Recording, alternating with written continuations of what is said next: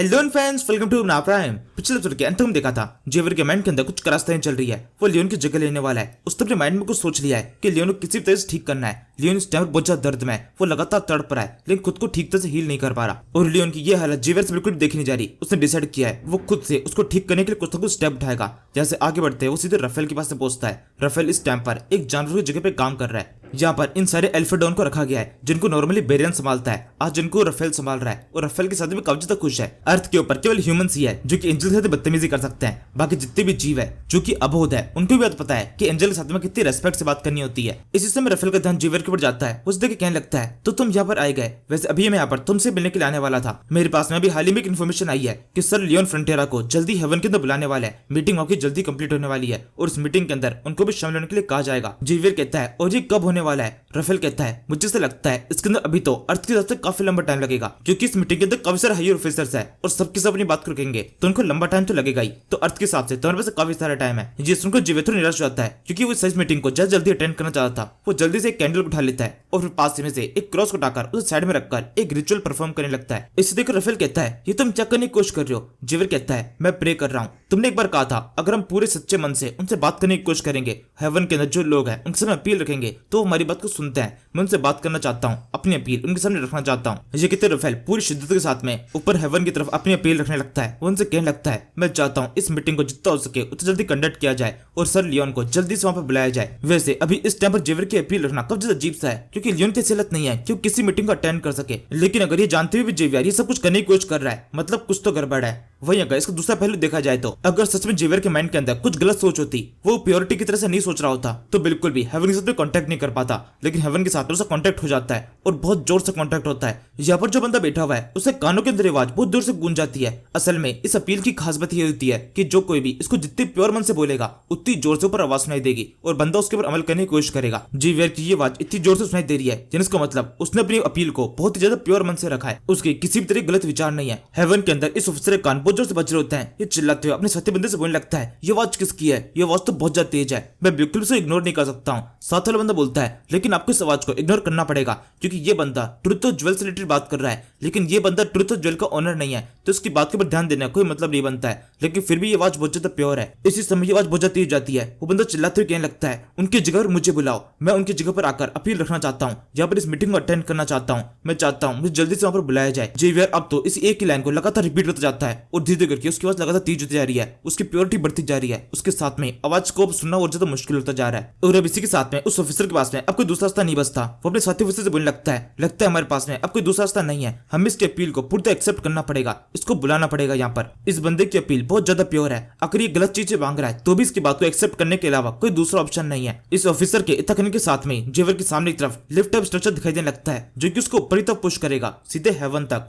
जेवर के लिए करना बहुत ज्यादा आसान था इसलिए उसको यकीन नहीं होता कि सच में इतना आसान हो सकता है हेवन में जाना। केवल उसके एक बार कहने के साथ में ही हेवन के अंदर से लिफ्ट उसके लिए समन हो गई और उसको हेवन की तरफ बुलाया जा रहा है। उसको बिल्कुल विश्वास ही नहीं हो रहा है। तभी रफेल बोलता है ये सब कुछ एक तो मसली है, ये रास्ता तुम्हें हेवन तक ले जाएगा। जेवियर कहता है अच्छा ऐसी बात है तो तुम भी मेरे साथ में चलो, तुम वहां पर जा जानते होगे। रफेल बोलता है मैं तुम्हारे साथ में चलूं? नहीं। जेवियर कहता है क्या तुमने भी क्या कहा? तुम मेरे साथ चलने से मना कर रहे हो लेकिन हेवन तुम्हारा घर है ना। मैंने चलो तुम खुश हो जाओगे जब तुम्हें पता चलेगा मैं तुम्हें भी साथ में लेके जाने वाला हूँ। कहीं ऐसा तो नहीं ये जो चीज मेरे सामने समन हुई है ये केवल एक इंसान को लेके जा सकती है जिसने प्योरिटी के साथ में अपील की हो। रफेल बोलता है नहीं ऐसा तो कोई भी सिस्टम नहीं है। असल में तुम्हारे साथ में नहीं चल रहा हूँ। इसका कारण यह है क्योंकि मेरे ऊपर कर्ज लगा हुआ है। अगर मैं वहां पर हेवन के अंदर जाऊंगा तो हो सकता है मेरे जान पहचान वाले लोग वहां पर हो और उन लोगों को चिढ़ाने की कोशिश करें कि मेरे ऊपर कर्ज लगा हुआ है। मुझे कब्जा शर्मिंदगी से महसूस होगी उनके सामने। रफेल का ये कारण जेवियर को कब्जा बचकाना सा लगता है। वो तुरंत उसको उठा लेता है और सही बोलता है क्या बचकाना सा कारण है? क्या बकवास कर रहे हो तुम्हें मेरे साथ में चलना पड़ेगा और अब मैं तुमसे पूछ नहीं रहा हूँ, तुम्हें जबरदस्ती मेरे साथ में चलना ही है। रफेल बोलता है सर जेवियर प्लीज इससे जबरदस्ती मत कीजिए, मुझे वहां पर नहीं जाना है, वहां पर मुझे कब्जा शर्मिंदगी होगी। जेवियर कहता है मुझे कोई फर्क नहीं पड़ता लेकिन तुम्हें मेरे साथ में चलना ही है, तुम्हारे पास में दूसरा ऑप्शन नहीं। और एक और बात जहां तक मैं जानता हूँ तुमने सर लियोन को एक वादा किया था कि तुम उनकी रिक्वेस्ट को एक्सेप्ट करोगे और मैं ये बात भी जानता हूँ कि तुम आईओ फायर को ढूंढने में भी उनकी मदद करने वाले हो। तो मैं आईओ फायर को ढूंढने ही जाने वाला हूँ तो अब तुम मेरी मदद करोगे। तुम एक एंजल हो, तुम बिल्कुल भी अपने वादे से पीछे नहीं हट सकते।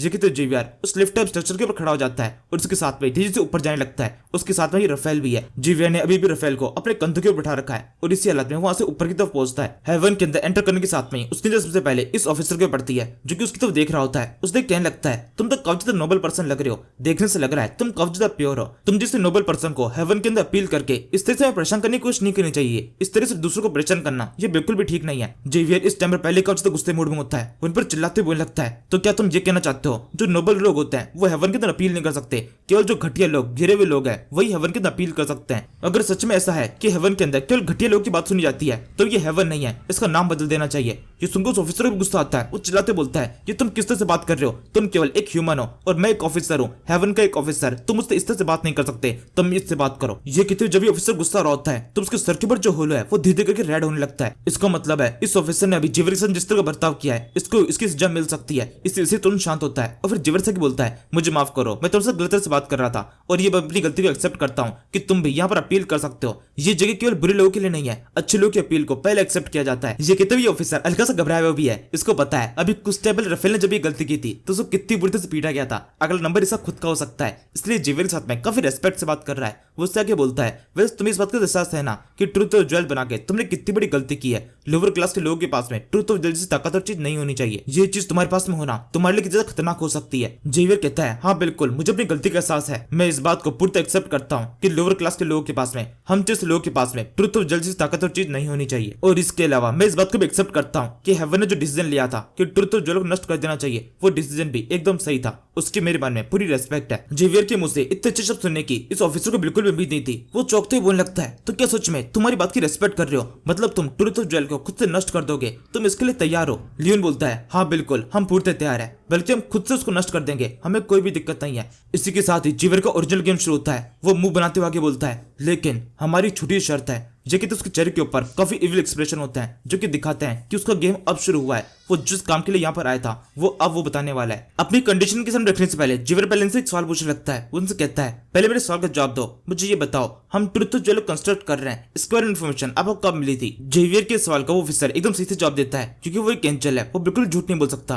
वो कहने लगता है जब से तुमने इसके कंस्ट्रक्शन की प्रोसेस शुरू की थी तब से हम तुम पर नजर रखे हुए हैं, मतलब जब से तुम्हें इसके बारे में पता चला था तब से ही हमें पता है कि तुम इस काम को करने वाले हो। ये सुनकर जेवियर को बहुत गुस्सा आता है, वो टेबल के ऊपर हाथ मारते हुए चिल्लाते हुए बोलता है क्या बकवास कर रहे हो तुम, यानी इसका मतलब तुम स्टार्टिंग से कुछ पता था लेकिन फिर भी तुम इस कुछ देख के एंजॉय कर रहे थे, हमारी मेहनत को देख रहे थे कि हम किस तरीके से ट्रूथ और ज्वेल को ढूंढने के लिए मेहनत करने वाले हैं, कितनी कोशिश करने वाले हैं, और तुम अब एंड में आए हो इस सब कुछ रोकने के लिए। तुम्हें लगता है ये बिल्कुल गलत है, ह्यूमंस की इतनी मेहनत को होने के बाद में तुम एंड में उसको रोकने के लिए आए। अगर तुम चाहते तो स्टार्टिंग में भी आ सकते थे, उस स्टार्टिंग में ही हमें रोकने की कोशिश कर सकते थे, इस तरीके से हमारी इतनी मेहनत बर्बाद नहीं होती। तो यानी कि इसका मतलब देखा जाए तो हमने जो कुछ भी किया वो हमारी गलती नहीं है, ये तुम्हारी गलती है, तुम्हारी वजह से ये सब कुछ हुआ है, अगर तुम पहले स्टेप उठाते तो इससे सब कुछ होता ही नहीं। ऑफिसर कहता है नहीं ऐसा बिल्कुल भी नहीं है, हमें उस टाइम पे लगा था तुम बिल्कुल भी ट्रूथ और ज्वेल के सारे पार्ट्स को नहीं ढूंढ पाओगे, लेकिन तुम इसके अंदर कामयाब हो गए, इसकी हमें बिल्कुल उम्मीद ही नहीं थी। हमें लगा था कुछ टाइम बाद तुम हार मान लेने वाले हो जैसे कि बाकी सारे ह्यूमंस मान लेते हैं, लेकिन तुम दोनों तो बहुत जिद्दी थे, तुमने एक करके हर एक स्टेप को पार किया और सारे पार्ट्स को इकट्ठा कर लिया जो कि एकदम नामुमकिन जैसा था। जेवियर कहता है अच्छा ऐसी बात है, तुमने केवल अपनी लगा को फॉलो करने के चक्कर में हमारी ज्यादा बर्बादी कर दी। तुम्हें पता है ट्रूथ और ज्वेल को बनाने के चक्कर में हमने अब तक कितना टाइम वेस्ट किया है और हमारे कितने लोग के ऊपर कितनी बड़ी लाइफ ट्रेजेडी आ चुकी है। जो समय हम हमारे लोग की लाइफ को और अच्छा करने के लिए बता सकते थे, उस टाइम पर हम इस बेकार से ट्रूथ और ज्वेल के सारे पार्ट्स को ढूंढ रहे थे ताकि बाद में आकर तुमसे नष्ट कर सको और हमारा सारा टाइम वेस्ट कर सको। नहीं ऐसा नहीं चलेगा। तो जेवियर इतना गुस्सा हो रहा होता है कि धीरे धीरे करके ऑफिसर घबराने लगता है। वो सोचने लगता है ये इतनी पावर से मेरी तो घूर रहा है कि मेरे को उसकी तरफ देखना ही बहुत ज्यादा मुश्किल होता जा रहा है, ये बहुत ज्यादा गुस्से में है, लेकिन इससे गुस्से का मेरे ऊपर इफेक्ट क्यों हो रहा है, मैं तो एक एंजल हूँ, मैं इससे कई ज्यादा सुपीरियर हूँ, लेकिन फिर भी ये मुझे डरा कैसे पा रहा है। जेवियर की बोलता है वैसे अभी तक मैंने जो कुछ भी कहा वो सब कुछ एकदम सही है, तुम अभी तक खामोश हो, मुझे कुछ जवाब नहीं दे पा रहे, यही इस बात का सबूत है। ऑफिसर बोलता है हाँ बिल्कुल तुम एकदम ठीक कह रहे हो, ये सब कुछ बिल्कुल ऐसा हुआ है। जेवियर कहता है अब तो कुछ पता चल चुका है कि हमारे साथ में क्या क्या हुआ है, क्या आपको अभी भी लगता है कि आपकी कोई भी गलती नहीं है, क्या आपको अपनी गलती का एहसास है। ऑफिसर बोलता है हाँ बिल्कुल मुझे एहसास है। जेवियर कहता है तो आपको जरूर से मेरी बात को मानना पड़ेगा, मेरी बात को मानना एक कंपनसेशन के तौर पर होगा ताकि हम उसका भुगतान कर सके जो कि आपकी वजह से खर्च हुआ है, हमारा टाइम। और अब यहाँ से आगे मैं अपनी रिक्वेस्ट की तरफ आगे बढ़ता हूँ। मैंने आपसे कहा था कि मेरी एक रिक्वेस्ट है, तो वो रिक्वेस्ट ये है कि ट्रूथ और ज्वेल जो कि हमने हाल ही बनाई कंप्लीट किया है वो कुछ टाइम तक हमारे पास में रहे, उसको हम अपने हिसाब से यूज कर पाए और उसके पूरी तरीके से हमारा स्वामित्व हो। ये सुनकर वो ऑफिसर थोड़ा हिचकिचाने लगता है। वो आगे बोलता है क्या सच में तुम ऐसा करना चाहते हो, इस काम को कर पाना काफी मुश्किल है। जीवर बोलता है कुछ भी मुश्किल नहीं है, जो कि जीवन ने एक बहुत ही गंदा सा फेस बना रखा है। वाकई बोलता है तुमने कभी भी हम लोअर क्लास के लोगों के साथ में कभी भी कुछ अच्छा नहीं किया है, अब मैं उनके साथ में अच्छा करना चाहता हूँ और इस काम के तुम्हारी मदद मांग रहा हूँ। ये तुम्हारे लिए एक आखिरी मौका हो सकता है, इस मौके को एक्सेप्ट करो। जीवर के इस तरह समझाने के बाद में आखिरकार वो उस ऑफिसर को मानना पड़ता है। जीवर की बात करने की क्षमता भी काफी अच्छी हो चुकी है, वो किसी को भी बड़ी सेंस से अपनी बातों में ले सकता है। वो ऑफिसर कहता है तो फिर ठीक है, तुम्हारी बात को एक्सेप्ट किया जाता है। कुछ टाइम तक तुम ट्रुथ और जेल को यूज कर सकते हो, लेकिन मेरी भी एक शर्त है, उसको यूज करने के बदले में उसकी सेफ्टी की जिम्मेदारी पूरी तरह तुम्हारी होगी। जैसा कि हमने पहले भी कहा था, कोई और उसको प्रोटेक्ट करने के लिए, उसको तुमसे छीनने के लिए यहाँ पर आ सकता है। अगर उसे कुछ भी होता है तो सारी जिम्मेदारी तुम लोगे। जिस उनको जेवियर इस ऑफिसर के सामने झुककर इसको थैंक यू बोलने लगता है। ऑफिसर कहता है नहीं नहीं, तुम्हें थैंक यू की जरूरत नहीं है। इस टाइम पर वो जेवियर की पूरी बॉडी को स्कैन कर रहा होता है। उस पर चलता है जेवियर की पूरी बॉडी के अंदर कहीं पे भी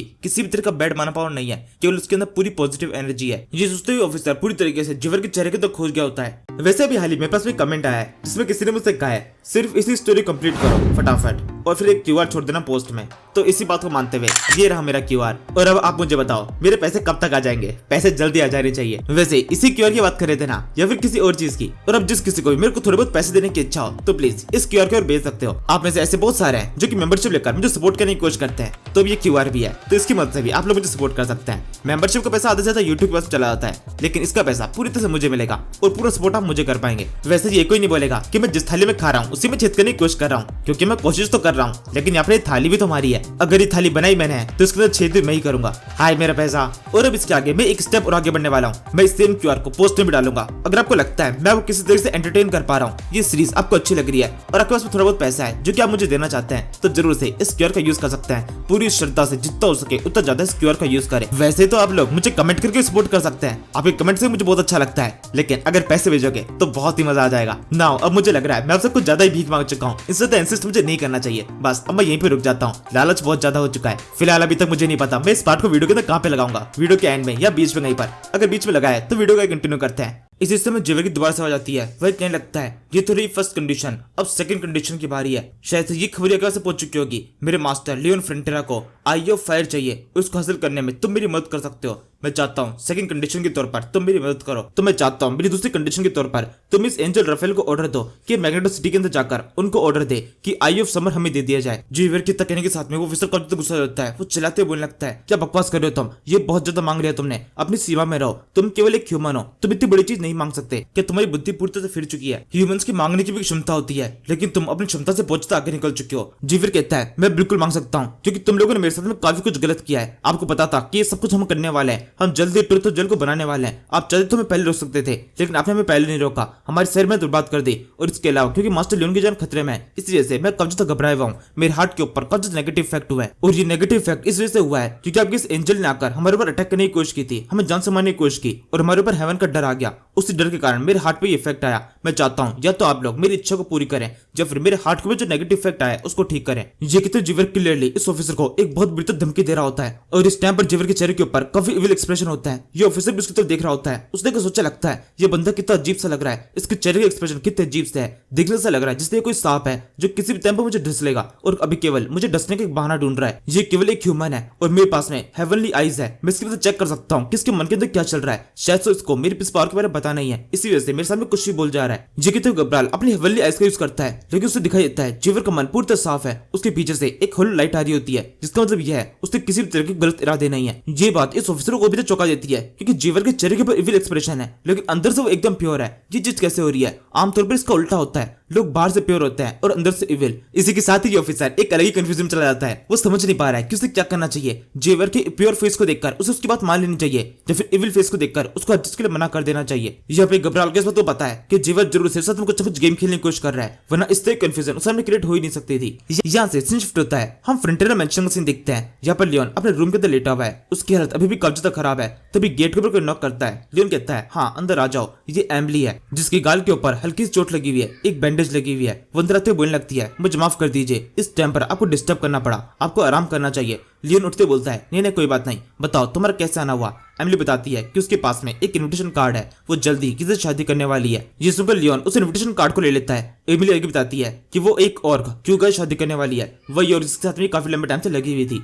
लियोन जब इस कार्ड को खोलता है तो एक कार्ड थोड़ा स्पेशल टाइप का होता है। इसके अंदर लियोन की तस्वीर बनी हुई है। एमिली आगे बोलती है ये कार्ड स्पेशली आपके लिए है, क्योंकि स्पेशली मैं आपको थैंक यू कहना चाहती हूँ, और यहाँ पर हमारी सिटी के अंदर आप ही की वजह से आए। तो यानी कि इसका मतलब मैं क्यूगा से आप ही की वजह से मिल पाई, सब कुछ आपकी वजह से हो पा रहा है, हम ज्यादा खुश है केवल आपकी वजह से। ये सुनते हुए लियोन के चेहरे के ऊपर किसी भी तरह का एक्सप्रेशन नहीं होता है, वो एकदम नॉर्मली एमिली की तरफ देख रहा होता है। एमिली कब ज्यादा खुश होती है इसके बारे में बताते हुए वो लगातार लियोन को थैंक यू बोल रही होती है, उसकी तारीफें कर रही होती है और उसे इंसिस्ट कर रही होती है कि वो किसी भी तरीके से उनकी शादी में जरूर से आए। एमिली को ज्यादा खुश देखकर लियोन भी किसी तरह से खुश होने की कोशिश करता है। वो हंसते बोलता है हाँ बिल्कुल, मैं तुम्हारी शादी में पूरी तरह से आने की कोशिश करूंगा, और मुझे सुनकर बहुत ज्यादा अच्छा लगा कि तुम्हारी लाइफ के अंदर मेरे कारण कुछ चेंजेस आए और तुम काफी ज्यादा खुश हो। इसके बाद में एमिली अपने नॉर्मल काम में लग जाती है। वो पास से बिस्तर के ऊपर से एक ब्लैंकेट उठाती है, उसे लेके जाते हुए बोलने लगती है मुझे लगता है काफी गंदा हो चुका है, इसकी जगह में दूसरा ला के देना चाहिए। तभी लियोन भी उठते हुए बोलता है हाँ बिल्कुल, इसे लेके चले जाओ, लेकिन मैं तुम्हारे लिए गेट खोल देता हूँ। लियोन यहाँ पर इससे कुछ करके कुछ छोटी मोटी चीजें करना चाहता है, क्योंकि वो केवल यही कर सकता है। उसको पता है उसकी हालत काफी ज्यादा खराब हो चुकी है। एमिली उसे आराम करने के लिए कहती है। लियोन कहता है नहीं नहीं, ये सब कुछ मुझे करने दो, मैं केवल यही कर पा रहा हूँ। इसके बाद में एमिली जब उस रूम से बाहर निकल जाती है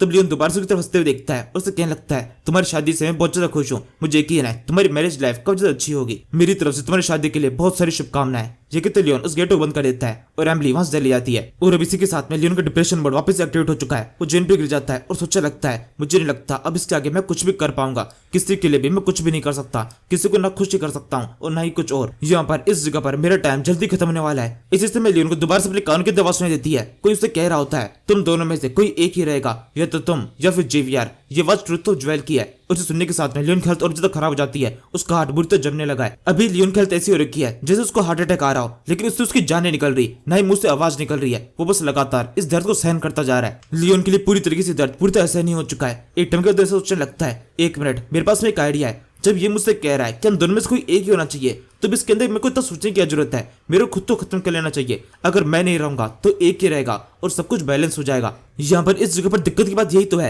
यहाँ पर दो प्रोटैगनिस्ट है, दो हीरो, मैं एक एक्स्ट्रा हूँ, तो मुझे यहाँ पर नहीं होना चाहिए। अगर मैं ऐसे निकल जाता हूँ तो सब ठीक हो जाने वाला है। शायद से मैं एकदम सही सोच रहा हूँ। इसी समय लियोन को जोर सिस्टम की आवाज आती है। वो उससे कहता है नहीं, तुम बिल्कुल गलत सोच रहे हो, तुम्हारी इस विश को बिल्कुल एक्सेप्ट नहीं किया जाएगा, तुम बिल्कुल भी मर नहीं सकते हो। अगर तुम मर जाते हो तो सब कुछ वापस से पहले जैसा हो जाएगा, सब कुछ वैसा हो जाएगा जैसा कि होना चाहिए था, और जैसा सब कुछ होना चाहिए था वो बिल्कुल भी ठीक नहीं है। ये सुनते हुए धीरे धीरे करके लियोन की लाइफ फोर्स जैसे खत्म होने लगी है। वो सिस्टम विंडो से गायब होने लगती है। लियोन की खुद की बॉडी के अंदर जैसे पिक्सल की फॉर्म में एनर्जी निकल रही होती है, जैसे वो मरने वाला है। और ये मरना बिल्कुल इस तरीके से है जैसे वो कभी इस जगह पर एग्जिस्ट ही नहीं करता था। वो लगातार अपने खुद के बारे में सोच रहा होता है और साथ में इसी तरीके से अपनी मौत को एक्सेप्ट भी कर लेता है। यहाँ से हम दूसरी तरफ इस मॉन्स्टर को देखते हैं। ये वही पानी का मॉन्स्टर है जिसे कुछ टाइम पहले लियोन ने मारा था। ये वापस से एक्टिव हो चुका है और इसी वजह से किंग बहुत ज्यादा परेशान है। इसके सामने पूरा समुद्र है और समुद्र के अंदर काफी सारे मॉन्स्टर्स है। इसको डर सता रहा है कि किसी भी टाइम पर ये मॉन्स्टर्स उसके ऊपर अटैक करने के लिए आ सकते हैं। और इस तरीके से फर्स्ट चीज जो कि लियोन ने किसी दूसरी सिटी के लिए की थी वो पूरी तरह रीसेट हो चुकी है। वापस से मॉन्स्टर दिखाई देने लगे हैं। इसके बाद देखते हैं दूसरी सिटी की तरफ। ये वो सिटी है जो कि पहाड़ों के ऊपर बनी हुई थी।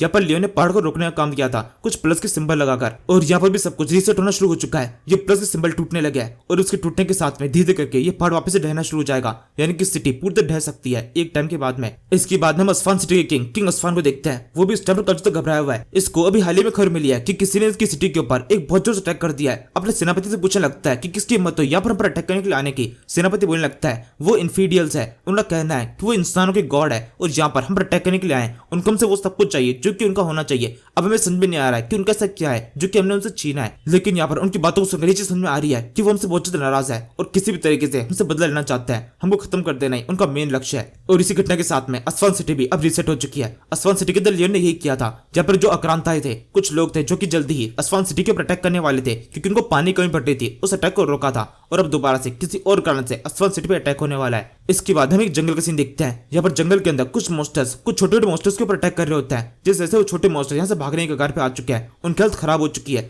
इन बड़े मॉन्स्टर्स के ऊपर एल्व्स किसी तरीके से अटैक करके उनको मारने की कोशिश कर रहे होते हैं, लेकिन बड़े मॉन्स्टर्स काफी सारे हैं, एल्व्स की कंट्रोल में नहीं आ रहे। वो सबके सब अटैक करते कहने लगता है अचानक से ये क्या हो गया, इतनी बड़ी मॉन्स्टर सेना अचानक से यहाँ पर कैसे आ सकती है। जंगल के अंदर कभी भी इस तरह का मॉन्स्टर टाइप दिखाई नहीं दिया है। एक दूसरी एल्फ बोलती है हाँ तुम बिल्कुल ठीक कह रही हो, ये मॉन्स्टर्स काफी ज्यादा है, हम इनको पूरी तरह कंट्रोल नहीं कर सकते, कुछ टाइम बाद ही हम पर भी अटैक कर सकते हैं। और अगर ऐसे आगे बढ़ते रहे तो कुछ टाइम बाद में हमारे पूरे जंगल के अंदर एक भी नॉर्मल मॉन्स्टर नहीं बचेगा जिन पर हम अटैक कर पाए। इन बड़े मॉन्स्टर डर के कारण सारे छोटे मॉन्स्टर से भाग जाएंगे और फिर बड़े मॉन्स्टर तो यहाँ पर रुकने वाले हैं नहीं, और इस तरीके से हमारा जंगल वापस से खाली हो जाने वाला है। हमारे पास वापस से वही सारी दिक्कतें आ जाएगी जो कि पहले थी। इसके बाद सबसे एंड में हम मैग्नेटो सिटी का सीन देखते हैं। मैग्नेटो सिटी के अंदर भी काम काफी ज्यादा खराब होने लगा है। मैग्नेटो सिटी की क्वीन के पास में खबर आई है कि जल्दी मॉन्स्टर्स की एक बहुत बड़ी सेना इनके ऊपर अटैक करने के लिए आ सकती है, और इसके अलावा ये खबर भी आई है कि मॉन्स्टर्स जो कि मैग्नेटो सिटी के अंदर रहते हैं वो यहाँ से माइग्रेट करके किसी दूसरी जगह पर जाना शुरू कर दिया है। क्वीन को ये बात समझ में नहीं आ रही कि ये सब कुछ हो क्यों रहा है। इसके बहुत सारे कारण हो सकते हैं, या तो कोई गीगा टाइटन हो सकता है जो कि दोबारा से अटैक करने के लिए आ रहा हो, या फिर ऐसा हो सकता है कि ये सब कुछ अस्वान किंग कर रहा है जिसने पहले भी ये सब कुछ किया था। लेकिन ये दोनों कारण पूरी तरह प्रेडिक्शंस है।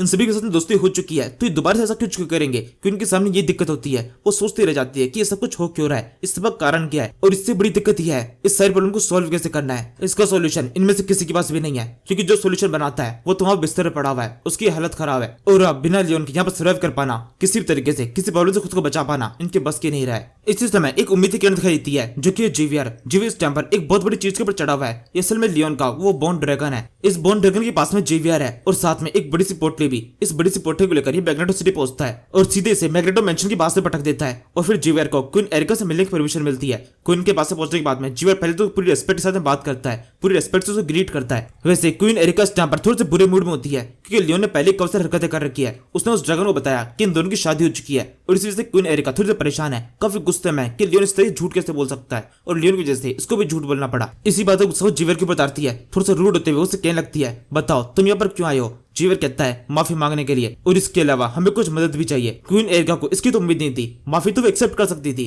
लेकिन मदद वो भी जीवियर की तरफ से। जीवियर इस तरह मदद मांगने के लिए आया है बिना लियोन के। ये बहुत ज्यादा अजीब सा है। वो उसकी तरफ घूर के देखने लगती है। जीवियर उस तरफ घूर के देख रहा होता है, ऐसे आंखों से बताने की कोशिश कर रहा होता है कि सच में उसको मदद चाहिए, उसको काफी ज्यादा नीड है, और वो काफी लाचार हो चुका है। और अब इसी के साथ में क्वीन एरिका धीरे धीरे करके जीवियर की बात में आने लगती है। वो उससे पूछती है, बताओ तुम्हें किस तरह की मदद चाहिए। इसके बाद जीवियर इसके सामने अपनी रिक्वेस्ट रखता है। असल में अभी तक वो जो कुछ भी कर रहा है वो सब कुछ उसे गेम का एक पार्ट है। असली रिक्वेस्ट तो वो बाद में मांगने वाला है। असली रिक्वेस्ट उसको मांगनी पड़ेगी नहीं, कुछ और गेम है उसका। वो उससे कहता है असल में हमारी सिटी के अंदर कुछ वर्कर्स है जिनसे उन्हें काम छीनने वाला है, क्योंकि हमारी सिटी के अंदर काफी सारी कंपनियां हैं जो कि सरिये बनाती है। हम उनको सरिये बनाने कॉन्ट्रैक्ट देते हैं, लेकिन हाल ही में हमें सरियों की जरूरत काफी ज्यादा कम हो चुकी है क्योंकि कंस्ट्रक्शन काम कम हो चुका है। इसी वजह से कुछ टाइम में ऐसा हो सकता है वो कंपनियां पूरी तरह बंद हो जाए। इसलिए वो कंपनियां चाहती है कि वो बाहर के साथ व्यापार कर सके, दूसरी सिटीज के लोग उनसे सरिये खरीदे। तो हम चाहते हैं आप उन कंपनियों को अडॉप्ट करें और उनके साथ में कुछ भी तरह की डील करने की कोशिश करें। जीवियर की बहुत छोटी सी रिक्वेस्ट होती है और क्वीन एरिका इसकी वजह से ध्यान भी नहीं देती। वो सोचने लगती है ये क्या बकवास है, इतनी छोटी सी रिक्वेस्ट के लिए यहाँ पर आया है। वैसे मैं बिल्कुल भी मदद करना नहीं चाहती हूँ क्योंकि मुझे लियोन से बदला लेना है। उसने जिस तरीके से उस ड्रैगन के सामने मेरे लिए झूठ बोला था वो तो बिल्कुल गलत था,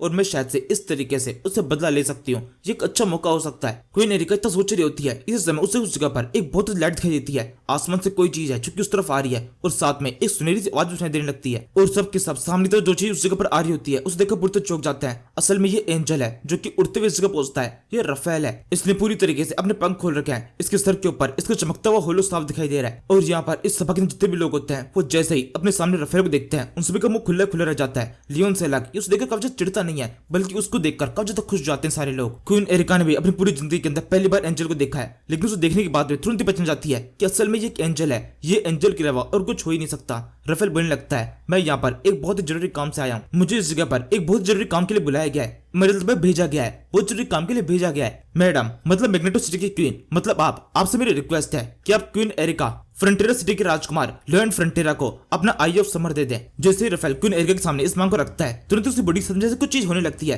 कोई चीज उसको ऊपर तक खींचने लगती है, और इसी के साथ में एक ही झटके में वहां से गायब हो जाता है। सभी से देखते रह जाते हैं कि एक सेकंड पहले एक एंजल के सामने खड़ा हुआ था और अगले सेकंड एंजल वहां से गायब हो गया। लेकिन यहाँ पर जितने भी लोग थे उन सभी ने इस बात को एकदम ध्यान सुन लिया है। क्वीन एरिका इस टाइम पर कब्जा चौकी भी होती है, और उसके अलावा कब्जा गुस्से में भी वो सोच रही होती है ऐसा कैसे हो सकता है। अचानक से एक एंजल इस जगह पर आया, इस तरह की मांग रखा, और उसने क्या लियोन फ्रंटियरा का नाम क्यों लिया, किसी और का क्यों नहीं, कि सबके अंदर कोई चाल है। कल लियोन फ्रंटियरा मेरे साथ कोई गेम खेलने की कोशिश तो नहीं कर रहा। अगर सच में ये कोई गेम हुआ तो उसके हाथ में काफी तक गलत होने वाला है। इसके बाद जीवियर चिल्लाना शुरू कर देती है। वो कहने लगती है जीवियर ये भला किस तरह की हरकत है, ये किस तरह का मजाक है, इस तरह के मजाक को बर्दाश्त नहीं किया जाएगा। जीवियर इस टाइम बिल्कुल घबराया हुआ होता है। वैसे दिखाने लगता है कि उसको बिल्कुल पता ही नहीं है कि यहाँ पर सब कुछ किस तरह से हुआ है, उसको बिल्कुल कुछ पता नहीं। वो खुद ही घबराते बोलता है यही मैं पहली बार देख रहा हूँ, एक एंजल इस जगह पर आया, मुझे बिल्कुल विश्वास ही नहीं हो रहा है। इसी समय ये गेम अपने आप आगे बढ़ने लगता है। जीवियर के बाद बताया उसे खुद से कुछ भी कहने की जरूरत नहीं है। जब जितने भी लोग हैं वो सबके सब अपने आप ही इस बात को अपने लक्ष्य स्टेप लेके चले जाएंगे। क्वीन एरिका के बगल में जो मंत्री खड़ा होता है वो उसे कहने लगता है, मुझे लगता है हमें इस एंजल की बात को मानना चाहिए। आपने सुना इसने क्या कहा था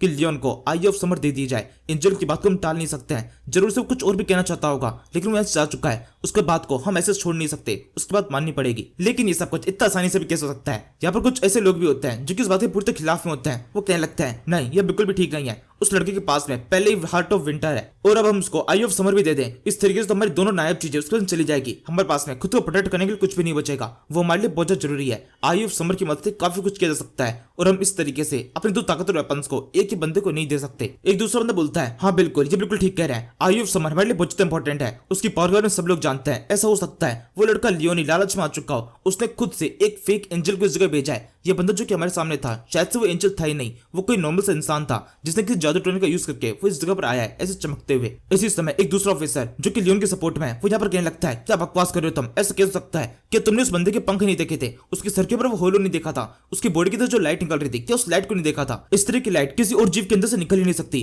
वो केवल एंजल ही हो सकता है। उसके यहाँ पर आने के साथ में ये चीज कितनी पवित्र हो गई, कितनी अजीब एनर्जी थी उसके अंदर। उसके साथ में ये चीज प्रूफ हो जाती है वो एक एंजल है। इसके ऊपर तुम सवाल नहीं उठा सकते।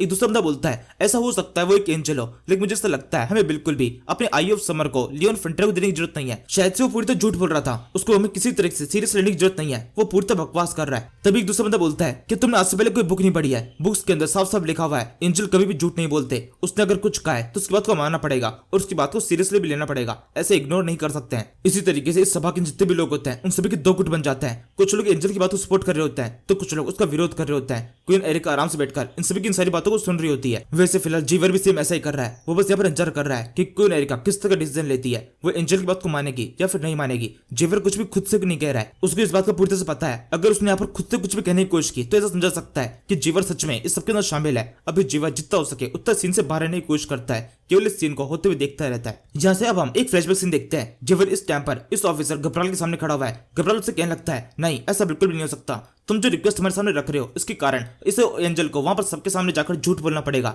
लेकिन एंजल किसी भी हालत में झूठ नहीं बोल सकते। जीवर कहता है, एक मिनट, मेरी रिक्वेस्ट को पूरी करने के लिए आपको किसी भी तरह झूठ बोलने की जरूरत नहीं है। मैंने जो कहा बस उतना कह दीजिए, इसमें झूठ क्या है? आपको बस उस सभा के जितने भी लोग होंगे उन सभी के सामने इतनी सी बात कह देनी है कि लियोन को आपकी उस आई ऑफ समर की जरूरत है, लियोन को आई ऑफ समर दी जाए। और ये बात तो पूरी तरह सच है कि उनको आई ऑफ समर की जरूरत है, क्योंकि उनकी बॉडी के अंदर कर्स फैल रहा है। वहां पर आप लोगों को बिल्कुल भी ये चीज बताने की जरूरत नहीं है कि उनको जरूरत क्यों है। बस ये बता देना कि आई ऑफ समर लियोन को दे दिया जाए। इतना कहने के बाद वहां से चले जाएं। अब बताइए इसके अंदर झूठ क्या है? जी वेयर की ये बात काफी तक ठीक भी होती है। ऑफिसर बात को लगातार सुनता रहता है और फिर एंड में उसको एक्सेप्ट करने के अलावा उसको तो कोई दूसरा ऑप्शन बचता नहीं है। और अब इसी के साथ में ये फ्लैशबैक यहीं पे खत्म होता है। इस तरह से जीविया ने इस एंजल के सामने अपनी रिक्वेस्ट करी और उसे मजबूर कर दिया उसकी बात को मानने के लिए। यहाँ से हम दोबारा से मैग्नेटो मेंशन सीन देखते हैं। इस सभा के अंदर अभी भी लड़ाई जारी है। लोग लगातार बातें कर रहे होते हैं कि एंजल की बात को मानना है या फिर एंजल की बात को नहीं मान रहा है। एक दूसरे की बात को गलत साबित करने पे तुले हुए हैं। क्वीन एरिका आराम से इनकी बातों को सुन रही है और खुद से समझने की कोशिश कर रही है कि उसे क्या करना चाहिए। क्वीन एरिका की तरह जीवर भी इस टाइम में पूरी तरह शांत है। वो किसी भी लड़ाई करने की कोशिश नहीं कर रहा, एकदम शांति से बैठा हुआ है और लगातार सोच रहा है। उसे यहाँ पर कुछ भी करने की जरूरत नहीं है। उसने प्लानिंग बहुत शानदार की है,